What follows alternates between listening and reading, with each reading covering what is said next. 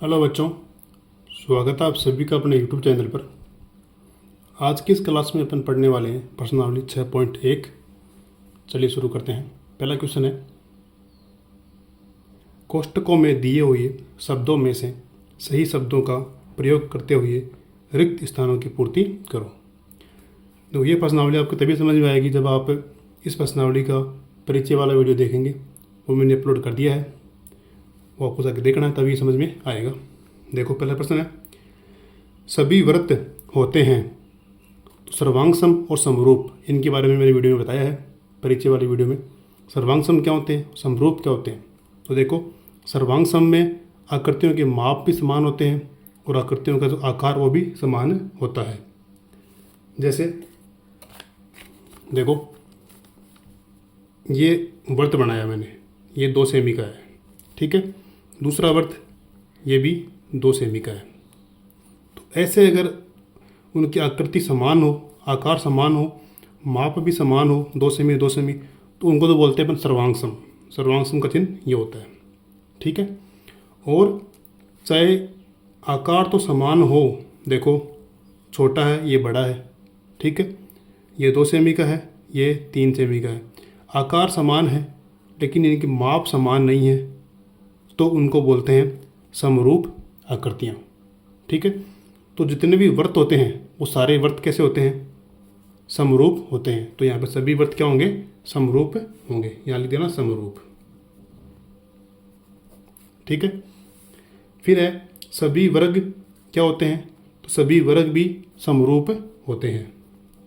कैसे होते हैं, देखो ये तो सभी व्रत हो गए समरूप।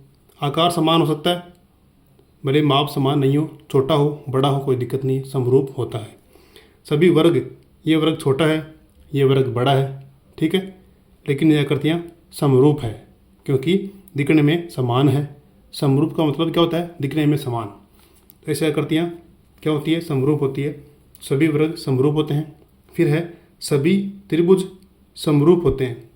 त्रिभुज सभी नहीं, त्रिभुज कौन से, समद्विबाहु या समबाहु। तो जो भुजाओं में समान होते हैं वो त्रिभुज क्या होते हैं, समरूप होते हैं। जैसे देखो, ये त्रिभुज समरूप है, सॉरी समबाहु है। कैसे हैं, समबाहु। 2 सेमी का है, इसकी भुजाएं 3 सेमी की है, ठीक है, लेकिन ये है समबाहु। दिखने में दोनों समान है, भले ही ये छोटा है ये बड़ा है, लेकिन दिखने में समान है, दोनों समबाहु त्रिभुज हैं। तो ऐसी आकृतियाँ कैसी होती है, समरूप होती है। ध्यान रखना, सभी व्रत समरूप होते हैं, सभी वर्ग समरूप होते हैं और सभी समबाहु त्रिभुज समरूप होते हैं। चौथा है, भुजाओं की समान संख्या वाले 2 बहुभुज समरूप होते हैं यदि उनके संगत कोण तथा उनकी संगत भुजाएं। इसके बारे में मैंने परिचय वाली वीडियो में आपको बता रखा है, दोबारा देख लीजिए। ये देखो, पॉइंट नंबर 2 है, भुजाओं की समान संख्या वाले 2 बहुभुज समरूप होते हैं यदि उनके संगत कोण क्या हो, बराबर हो, वह संगत भुजाएं कैसी हो, समानुपाती हो। ये लाइन आपको याद रखनी है, संगत कोण बराबर हो, संगत भुजाएं समानुपाती हो, ये ध्यान रखना। अब देखो यहाँ पे क्या बोल रखा है, संगत कोण कैसे होते, कोण बराबर, संगत कोण बराबर, उनकी संगत भुजाएं कैसी, समानुपाती, संगत भुजाएं समानुपाती। ये आपको लाइनें याद रखनी है, ठीक है। फिर सेकंड क्वेश्चन है, निम्नलिखित युग्मों के 2 भिन्न भिन्न उदाहरण दीजिए। पहला प्रश्न है, समरूप आकृतियाँ। तो अपने को यहाँ पे 2 उदाहरण लेने हैं, दोनों आकृति कैसी होनी चाहिए, समरूप होनी चाहिए। तो पहले मैंने ली यहाँ पे वर्ग। देखो, ये वर्ग है 3 सेमी का, ये वर्ग है 4 सेमी का, ठीक है। वो वर्ग में अपन जानते हैं सभी कोण कैसे होते हैं, समकोण होते हैं। तो देखो, ये दोनों आकृतियाँ समरूप है, कैसे, देखो उनके संगत भाग बराबर हैं, संगत भुजाएं समानुपाती हैं। देखना, ये कोण 90 डिग्री का है, ये भी 90 डिग्री का है, ये 90 तो ये भी 90, ये 90 ये भी 90, ये 90 ये भी 90, सारे कोण बराबर हैं। और संगत भुजाएं, संगत कौन सी होती है भुजा, देखो ये भुजा इसके संगत होती है ना, ये भुजा इसके संगत और ये भुजा इसके संगत और ऊपर वाली भुजा ऊपर वाली के संगत होती है। अब इनका अनुपात कैसे निकालते हैं? तो देखो अनुपात के लिए इसको इसके नीचे लिखो, तो 3/4। देखो 3/4, ये मान 3, ये मान 4, तो ये भी 3/4, ये 3, ये 4, 3/4, ये 3, ये 4, 3/4। सभी अनुपात बराबर हैं, 3:4 में है, तो इनके अनुपात भी समानुपाती हैं, कोण बराबर है, तो ये आकृति कैसी है? समरूप है। और समरूप का चिन्ह क्या होता है? ऐसे होता है। ठीक है। फिर देखो अपन ने बनाए वर्त। ये वर्त भी कैसे होते हैं? समरूप होते हैं। सभी वर्त समरूप होते हैं, ध्यान रखना आप, चाहे वो छोटा हो चाहे वो बड़ा हो। ये 2 सेमी का है, ये 3 सेमी का है, दोनों वर्त कैसे हैं? समरूप होते हैं।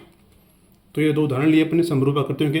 पहला लिया वर्ग, दूसरा लिया अपने वृत्त। अब देखो सेकंड क्वेश्चन है, ऐसी आकृतियाँ जो समरूप नहीं है, समरूप नहीं है तो अपन उसका उदाहरण लेंगे। एक तो लेंगे वर्ग, एक लेंगे आयत। ये दोनों आकृतियाँ समरूप नहीं है क्योंकि इनके संगत कोण तो बराबर हैं, ये 90 डिग्री है, ये भी 90 डिग्री है, लेकिन इनकी जो भुजाएं हैं वो समान अनुपात में नहीं है।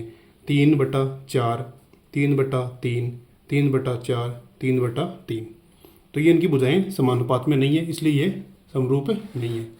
ऐसे ही अपन ने लिया वर्ग और समचतुर्भुज। ये मैंने सब आपको परिचय वाली वीडियो में बता रखा है, वहाँ पर जाकर देख सकते हो आप। तो वर्ग और समचतुर्भुज, इनमें चारों भुजाएं तो बराबर हैं, लेकिन इनमें कोण बराबर नहीं है, इसलिए ये भी समरूप नहीं है। तो एक उदाहरण तो है वर्ग और आयत का, एक है वर्ग और समचतुर्भुज का। यह आकृतियाँ समरूप नहीं होती है। फिर तीसरा क्वेश्चन है, बताइए कि निम्नलिखित चतुर्भुज समरूप है या नहीं। समरूप के लिए अपन ने देखा था अभी कि उनके संगत कोण बराबर होने चाहिए और संगत भुजाएं समानुपाती होनी चाहिए। तो यहाँ पर देखो आप, ये 3 सेमी का है, ये 1.5 सेमी की है, ये 3 1.5, 3 1.5, 3 1.5। तो भुजाओं को देखने पे पता लग रहा है कि भुजाएं तो संगत अनुपात में है, क्योंकि इनकी भुजाएं सभी बराबर हैं, इनकी भी सभी बराबर है। तो भुजाएं तो बराबर हैं, तो समानुपात में है, लेकिन इनके कोण बराबर नहीं है। देखो ये इनके कोण तो 90 डिग्री का है, लेकिन इनका कोण 90 डिग्री नहीं है। ये 90 से ज़्यादा है, ये 90 से कम है ना।